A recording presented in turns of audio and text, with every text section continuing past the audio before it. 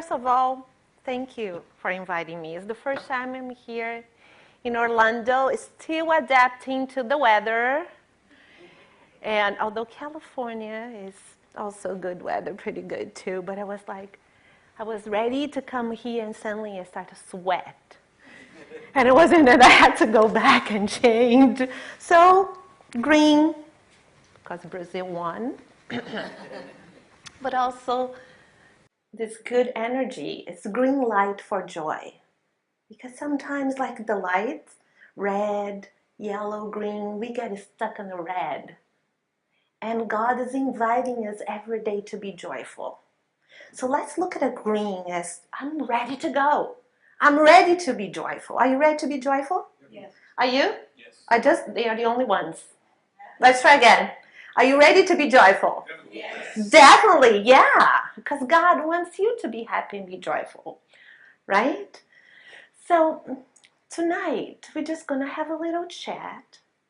And everything I'm going to tell you here, guess what? It's not new. Because you're being around, right? Many, many reincarnations, but we need to refresh our memory. It's like reading that book, once, twice, and every time you read, something resonates with us differently. So just join this moment with me. And towards the end, if just one little thing got stuck in your head, I did my job. And that's all I'm asking you today. So let's together learn more about joy, because that's what God really wants us to be. Joyful, wants us to be happy. But sometimes we don't understand much about this happiness and joy, and why sometimes not everything is happy and joyful in our life. Why? What's going on? That's the beauty of Spiritism. That helps understand us, everything that's going on. So we're going to start with a little story. And it's on the internet. I don't know if one of the messages from Chico, but it's a long time ago. There was this old man, right? And he was at this village, and he realized the people did two things that I'm sure you're not going to resonate with you. Complained a lot, right? So these people at this village kept complaining. And also, they were waiting for something or someone to solve the problem. Have I done that? Yes. So, and he realized that people were not that happy. Because all the time they were, oh, look at this plant. Look in the middle. And look how horrible it is. No, it's not horrible. It's beautiful. But they kept complaining about there wasn't a way. Or they would say, really? Why doesn't Livia move that thing? Right? Why is it there? It's always saying, waiting for someone or something to do to solve the problem. So he thought, you know what? I'm going to try something. Let's see what's going to happen. So he put this big stone, this boulder in the middle of the road. And he was just observing. And here comes the first person. What?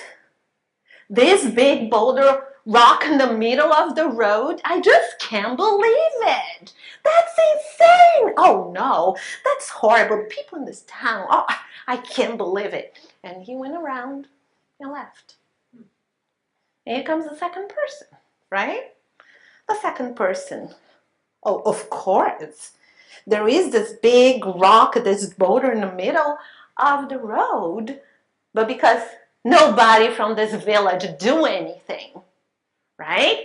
There is a problem, and look, nobody does anything. Just horrible. I'm waiting for somebody to do something, but look, of course. And then here later comes this young lady, and it was getting dark. And the young lady comes and she sees that thing and she goes, oh my gosh, this is in the middle of the road and it's getting dark. Somebody could not see it and trip over and get hurt. Oh, no, no, no. I need to move. I need to do something. And the lady was really tired because she worked all day in the village. In fact, she had a very sick father that could not work. could not support her and the family. So she used to wake up in the morning, go to the village to get any work that was available to support her family. But as she was coming after working all day, very tired, and she saw that. And she tried to remove it. So she started. It was hard. Ooh. And then she was there with her back. Kept moving, did everything, you know. Her hands were so tired from working all day, but she kept moving and broke her nails, but then she was able to move a little bit. She sat down tired. No, but I have to do it. Because this is not right to have this in the middle of the road. Somebody can get hurt, and I don't want this to be here. I love my village. I love the people that work here, and I don't want this. And she kept moving, moving, moving. So when she finally moved, and she looked, and there was something there, under, in a hole.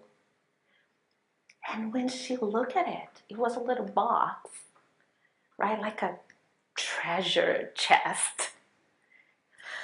And then she saw paper on top of it, and then it was saying like this: "This is for the person who removes the rock." Oh, or the big boulder. And she goes, "Oh my gosh!" And when she got it and opened, that's what it was. Treasure with a lot of gold that she was able to take home. And there was so much there that she was able to support her family, to help her family. And of course, when everybody from the village found out, they ran there, go, "Where is my gold? I want to," but they could not find anything. And they continued complaining, "Why her and why not me?" So this is life. We have a challenge every day. That big rock in the middle of your living room, in the middle of your work, in your relationship. But which one are you? Or are we? Are we the ones that just complain about it?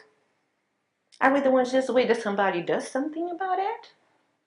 Are we going to do the work? And Spiritism invites us to do the work, because at the end there is a treasure. We get stronger. We get better. We work on ourselves, and this is amazing. So let's think about sometimes we are in pain and we don't have the joy because we take the time just to complain about instead of say, hey, at the end, look, we have a reward. So think about maybe why we suffer. What if when we suffer, we have all these problems and it's hard, but look. So which one do you choose to be? The number one, the number two, or the number three? Not in only lives, only at work, at a spiritual center. When it comes to spiritual centers, it's so, I'm telling you, I know. And I've been there, and I've been one of those three, right? There's a lot of number ones. We are the center. Oh, look, do you see the chairs? Do you see what's happening? Oh, nobody did anything. It's so easy to complain. It's so easy to point fingers. But not everybody is willing to do the work.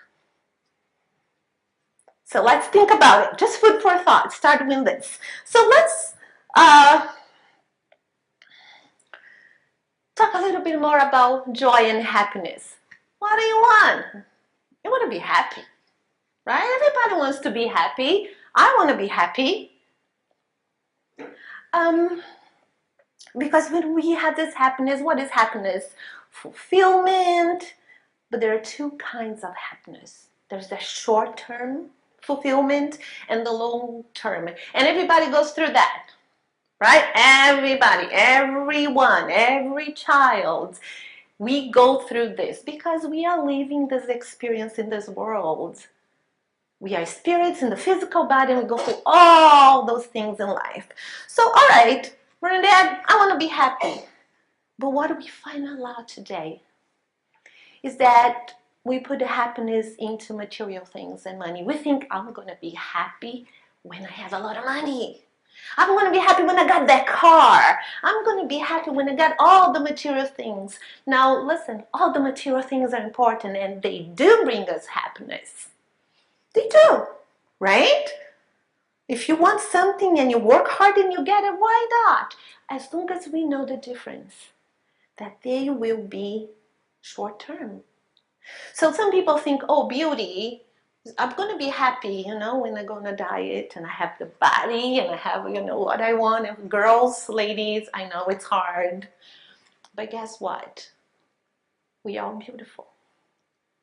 I look here and I see just light in this room. I see beauty in each one of you. And don't let anybody say the opposite. Nobody.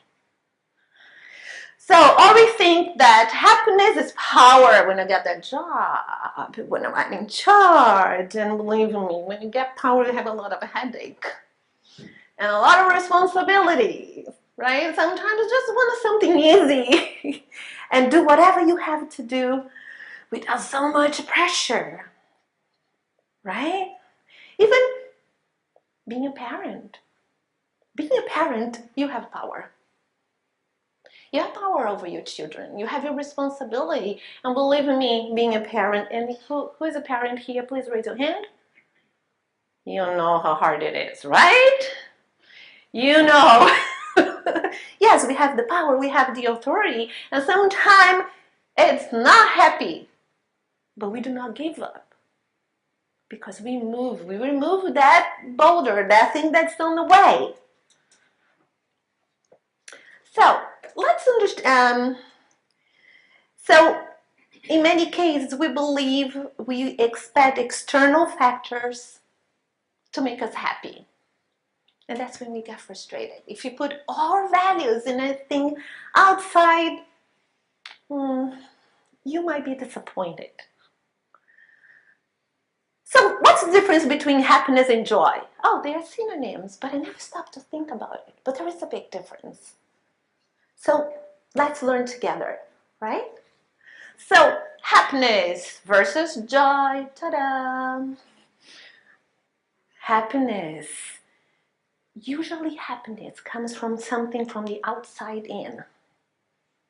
I got the car, I got the job, I got the boyfriend, I got the girlfriend, I got whatever it is, the money, something outside. It could be something very simple like, a pen that I always wanted. I bought the pen.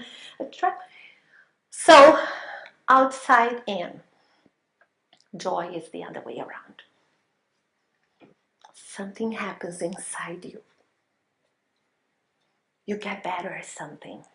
You're doing work and you have that joy. It's like, you just see in the person that joy, right?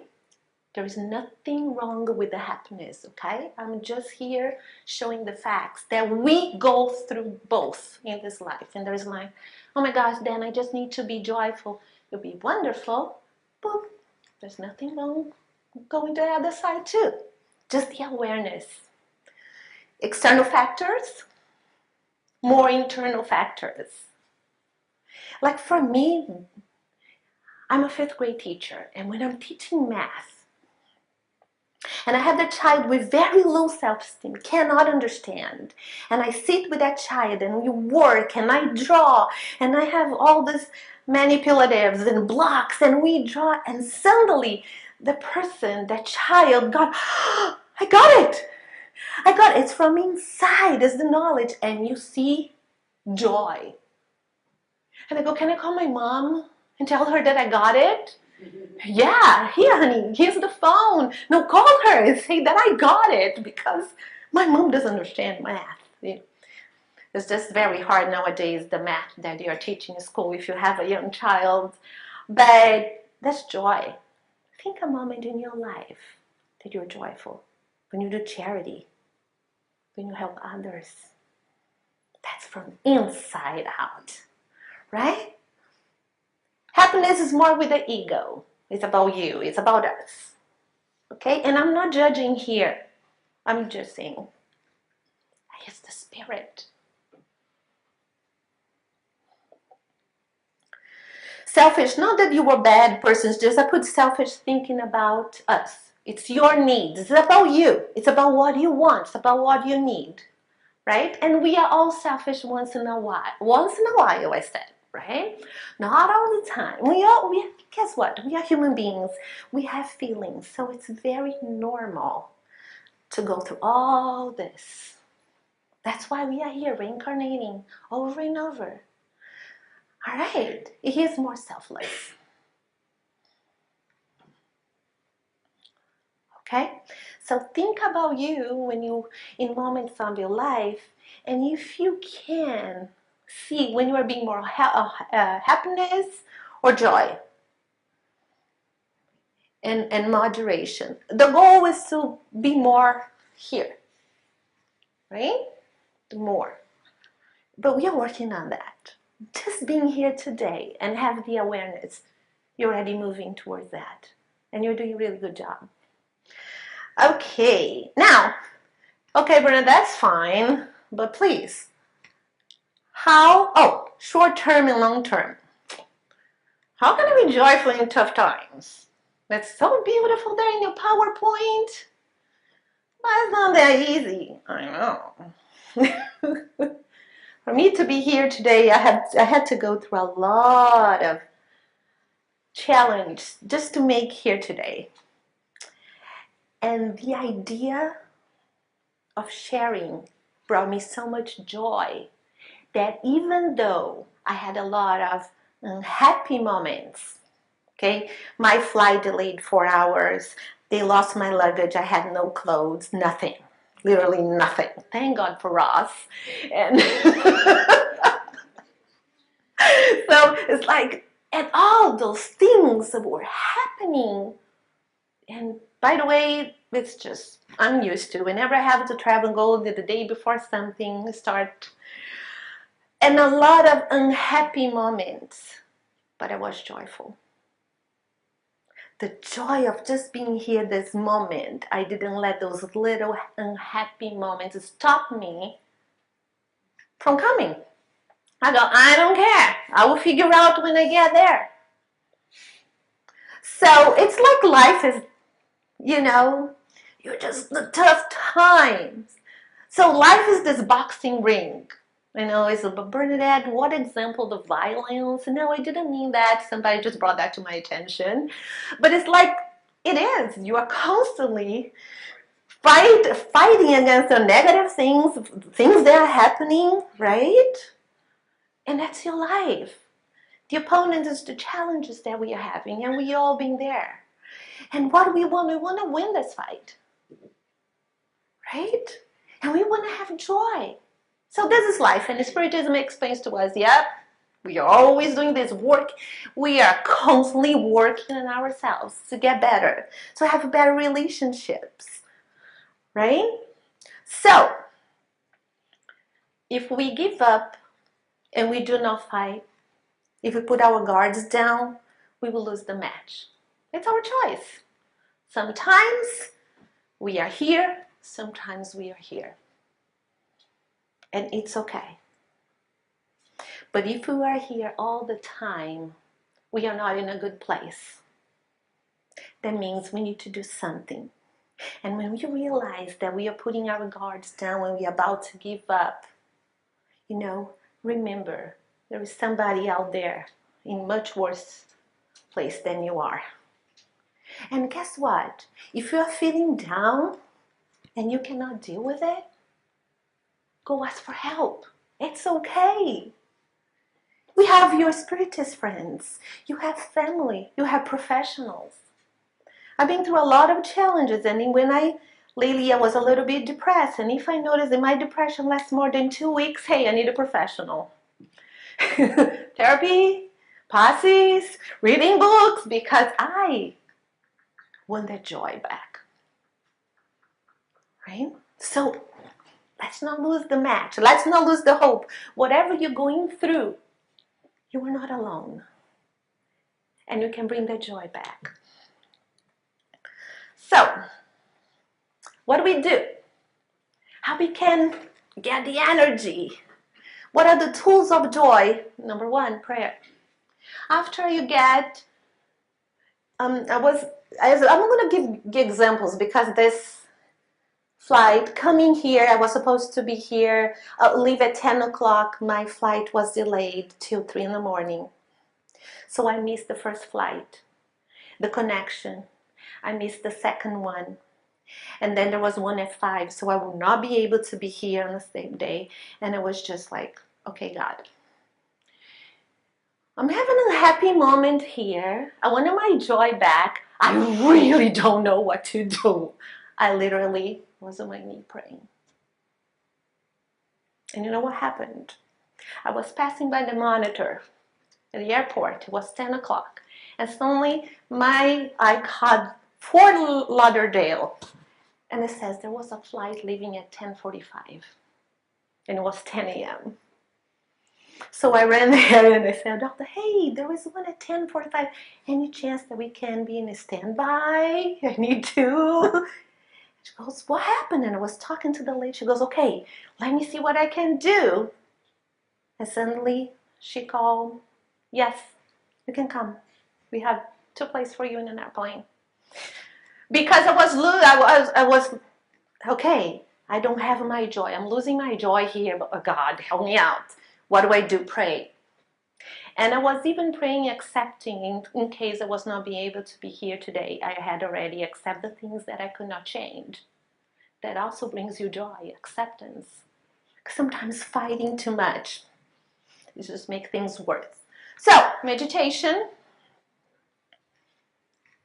anything that will bring you harmony. Breathing, reading good books. We have all those tools. And optimism. When things are happening, it's so easy to be pessimistic and be the number one in the story that I told you. Just complaining, right? So through affirmative prayer meditation, I connect with God and bring out the good in my life. Actually, this is one of Unity Church principles that I use in my life. And I go through affirmative prayer meditation. I'm connecting to God, so God show me the way. God tell me what to do. So think that we always have those tools to be happy, to find that joy back. Because we are not alone. Now, being joyful is not a constant state of laughing and smiling. Not really? Yep. Because it's inside. Right? If somebody that I care, if my dog dies, believe me, I'm a dog lover, I don't even think about my dog. But if my dog dies, am I going to be unhappy? Of course. I'll be crying. But I still can be joyful in the sense that I know that there is a reason. I know that God is going to take care of the dog. That's what I believe. Whatever you believe. So a state of joy is not like, la da da da da, hey, look at me, I'm laughing, I'm smiling, because it's not even natural, right? We all go through the ups and downs. It's not to become insensitive to the outside world. This is joy. It is to have faith. That's when you're joyful. Knowing that God is in charge. And that's our problem because we want to be in charge all the time. We want to be the boss. Not only the boss of ourselves, the boss of others. Telling everybody what to do, what's right, what's wrong, judge. And believe me, you're not going to be joyful if you do this all the time. So joy is having that faith in your heart. It's knowing that everything's in divine order, even if it's not the way that you want.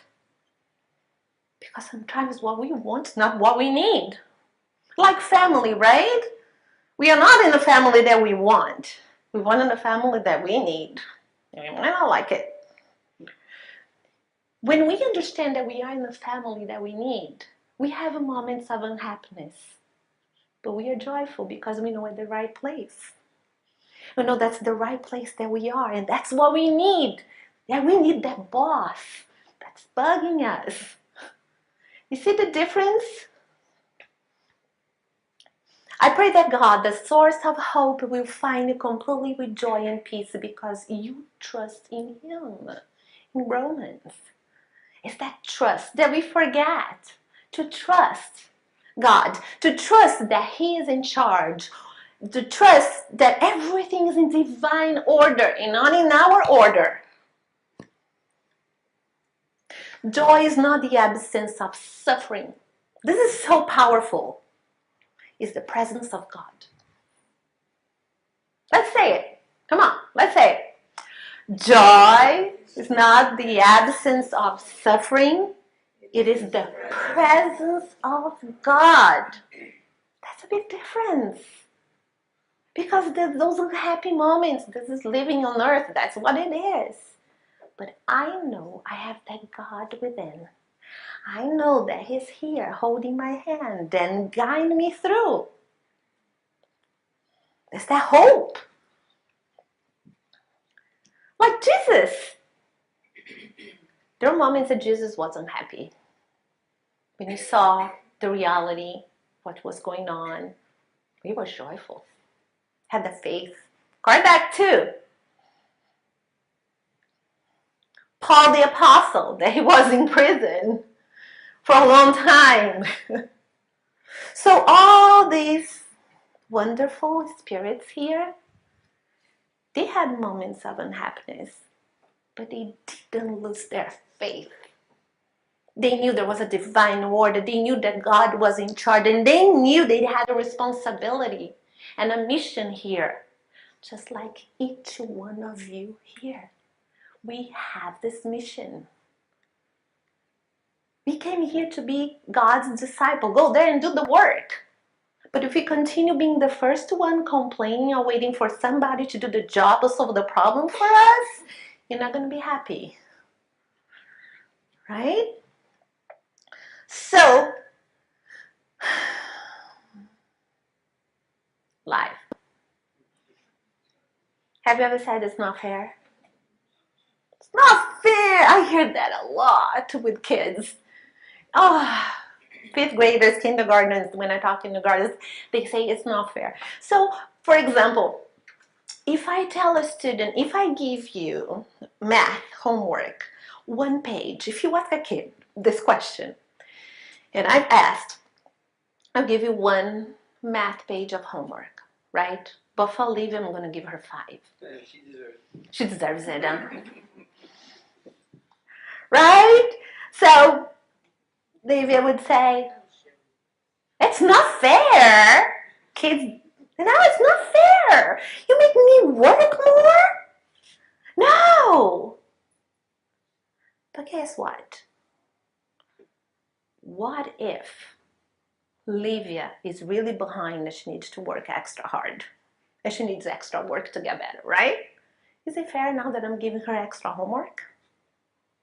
As an educator, say yes. I will never give a 5-page. The parent will be calling and complaining. But I'd say 2. Usually I say, can you stay after school? Can you come here earlier so we can work? But still, she will need to do extra work because God is not fair. God is just. God cannot treat you and Livia the same way because you know that what she needs and you need is different. Right? And fairness, it doesn't mean the same treatment. Because maybe Bernadette needs a little bit of challenge, more challenges because she didn't get that yet. But maybe you already got that part. You need to work on other things. But God is just. He knows what we need. So He loves us unconditionally. The love is the same. But the way that He treats what we need, it's one of a kind. It's one of a kind. And you know, because if you have children and more than one, or brothers and sisters, you know that we are all different. And the way that your mom treats you was different to treat your brother. And the way sometimes you need to talk to one child is different the way you have to talk to another child. And even animals. If you have two dogs or cats, you know that they have different personalities. So keep that in mind, that we have what we need right now. Even the pain. So that's why we are here. That's why Spiritism invites us to study, to read, to educate ourselves. It's a never-ending job, right? So the beauty of Spiritism with the religion, the science, the philosophy enlightens us so we can move more towards the joy in our lives. So why are you here on earth? To love unconditionally. We are working on that, right? Every single day we have the opportunity to love. But if we don't love ourselves, it's very hard to love others. So spirits love one another. That's the first precept. Educate yourselves. The second, the spirit of truth. Oh my God, educate ourselves. Oh, what if I don't want to educate myself in the sense I don't want to read, I don't want to grow? It's okay. We have the free will, right? But that joy, because that joy that we were talking has understanding. You understand why you're going through trials. You understanding a few things. It's going to be more painful. But guess what? We will all reach that spiritual education sooner or later. It's up to us how long you want to wait. If you want to just 20 reincarnations or 1,000, we never know.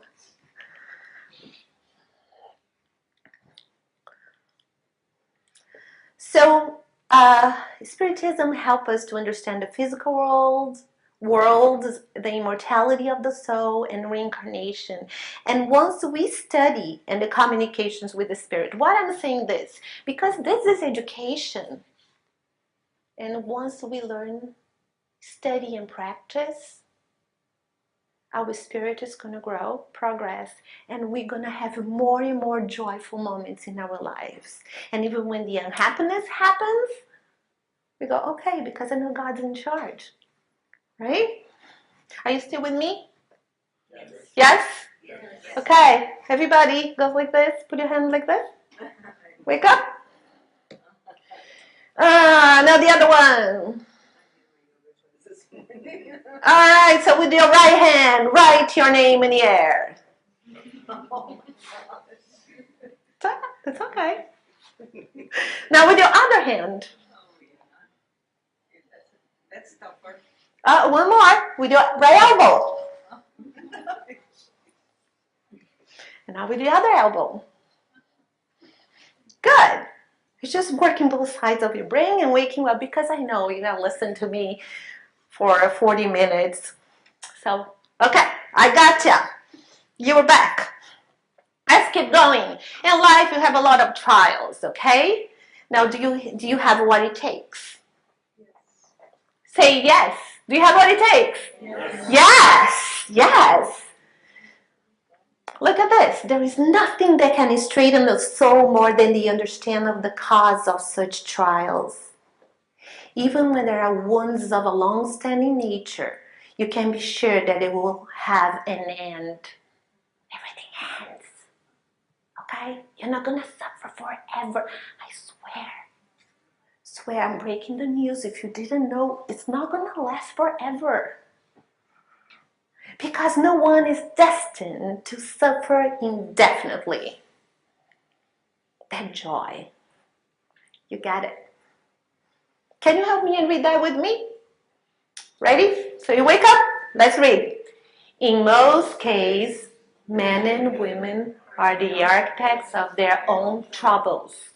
Yet, rather than admit this fact, they usually find easier and less humiliating to their egos to blame their job, fate, God, bad luck, or even an unlucky star.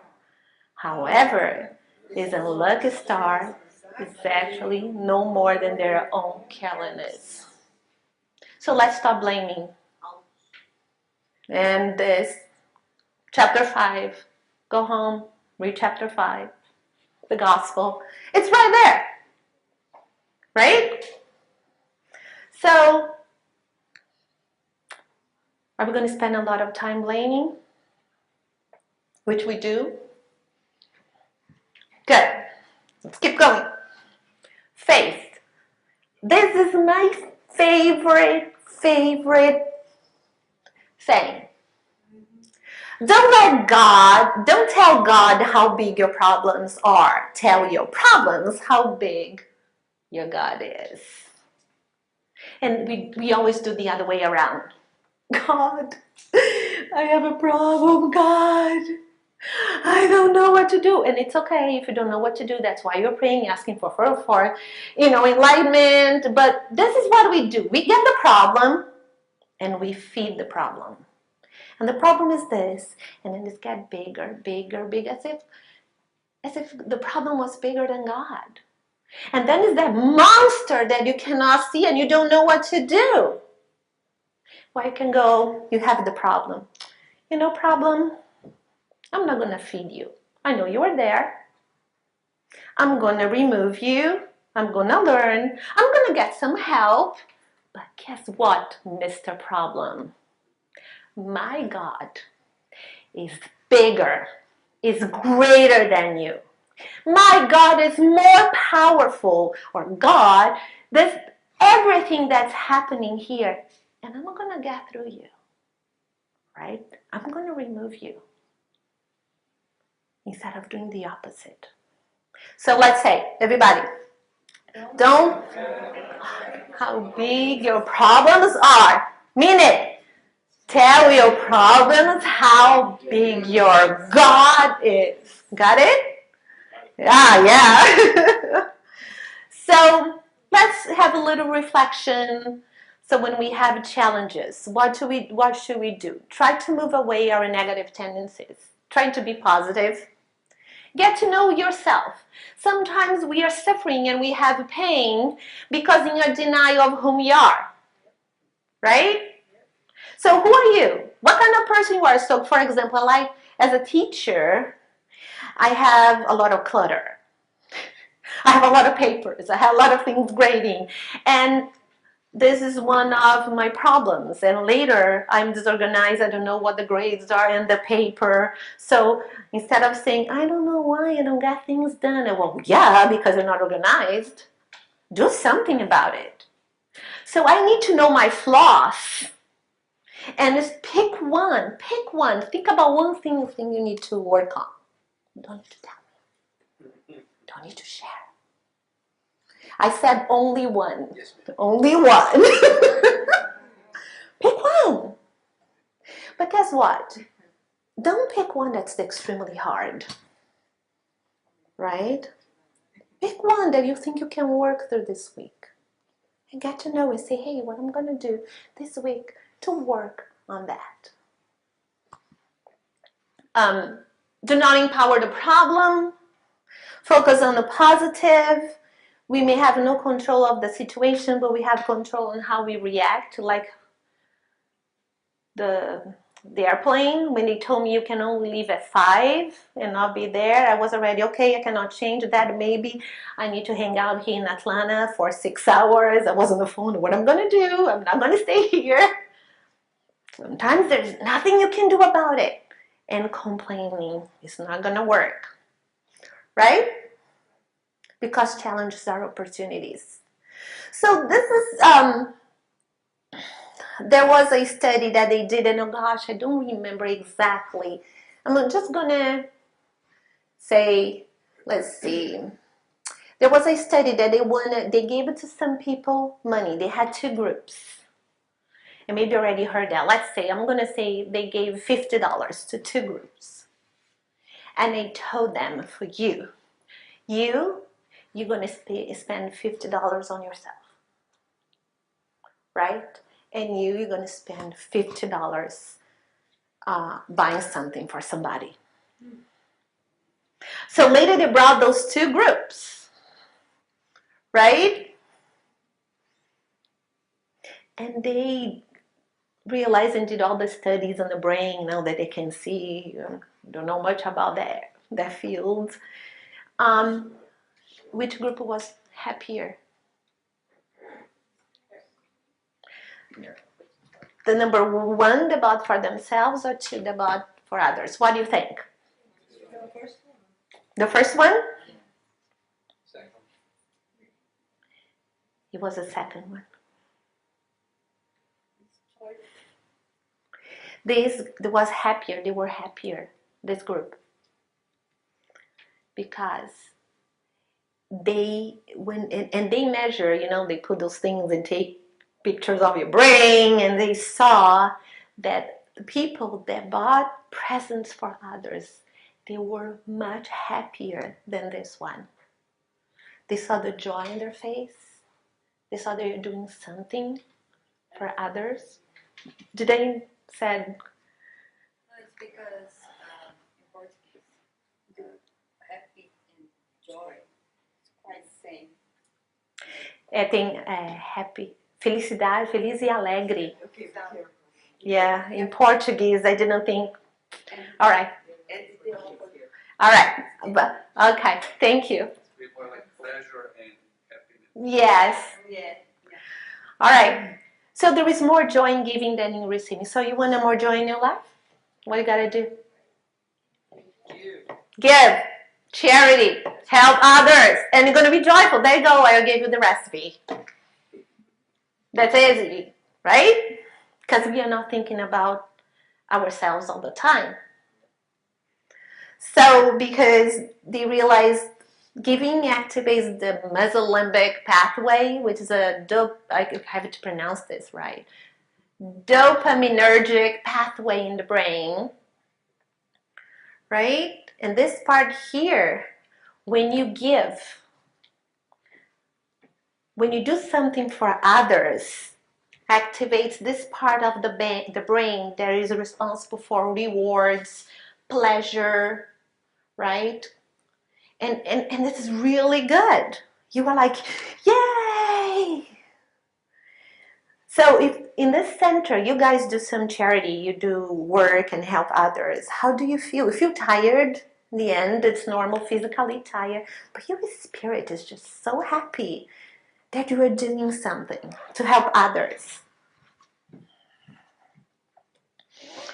And just a couple more. So giving rewards the brain.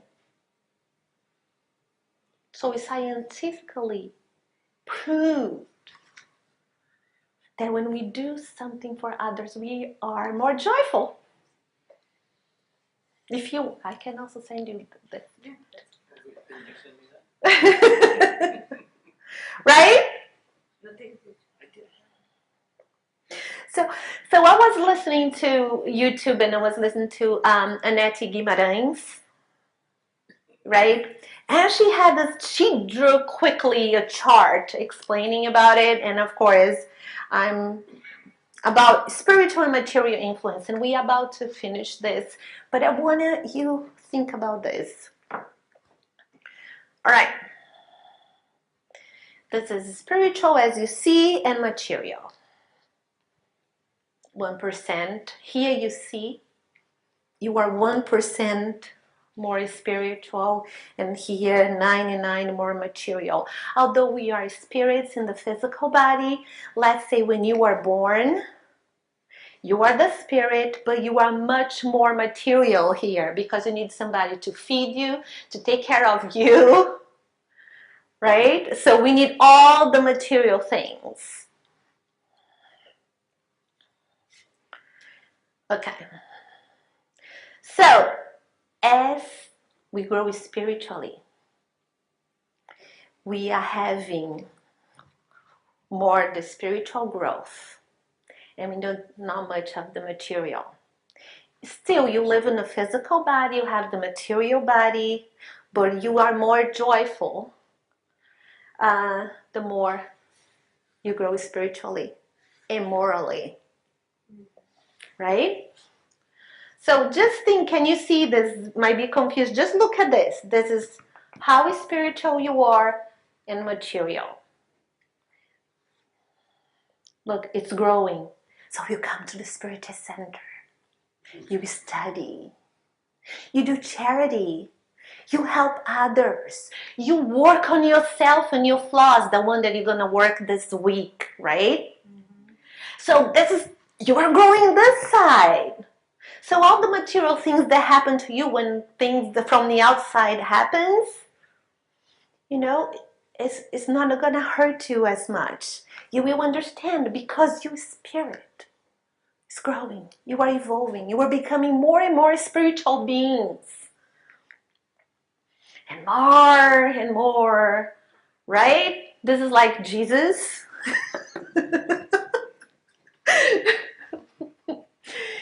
Think temporary, the more that you dedicate your life here is temporary happiness. And there are people that are so materialistic that they are more on the side and you're not happy. They don't find the joy.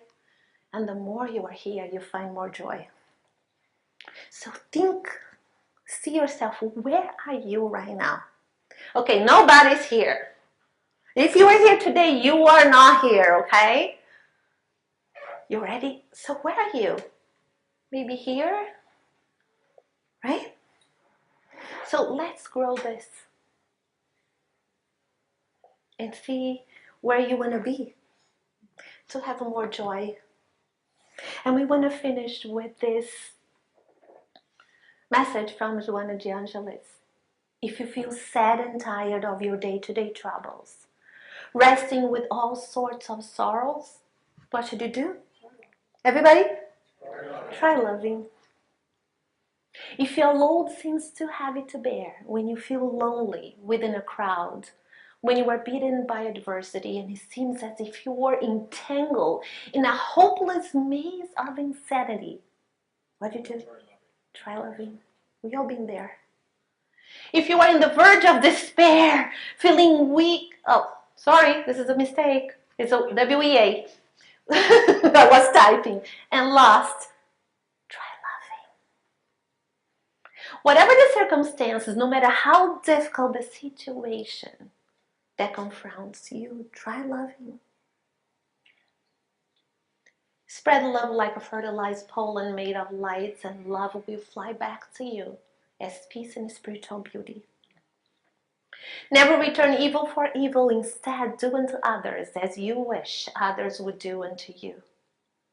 If you do so, you will realize that loving your neighbor is really the golden rule, the perfect solution for all human problems.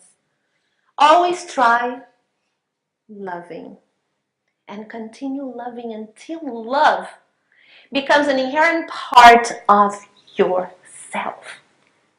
And when we try loving, we start thinking about others, and that joy is getting greater and greater. So this week, let's try to be more joyful. And let's be the one, when the challenges happen, the one removing the rock. Because there is a gold there in the end. And you're going to have a reward in the spiritual world and here too. And you're all loving beings. And you have a love within each one of you in your heart, and you are amazing. And keep that in your mind. So try loving, right? Thank you.